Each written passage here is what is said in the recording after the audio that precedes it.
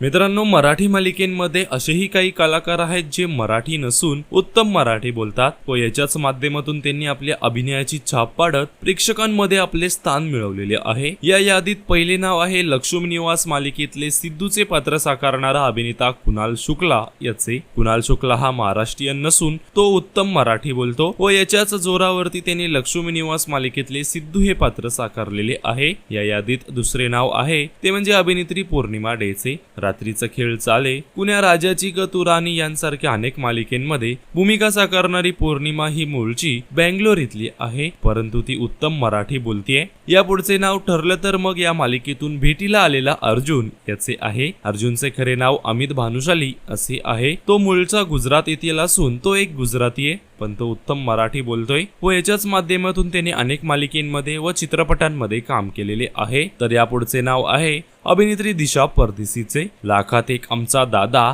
स्वाभिमान शोध अस्तित्वाचा यांसारख्या अनेक मालिकेमध्ये काम करणारी दिशा ही मूळची महाराष्ट्रीयन नाहीये, तरी सुद्धा ती मराठी उत्तम बोलत असून मराठी मालिकेमध्ये काम करायला तिला आवडतो। तर मित्रांनो, या कलाकारांपैकी तुमचे आवडते कलाकार कोणते आहेत हे आम्हाला कमेंट्स मध्ये नक्कीच सांगा।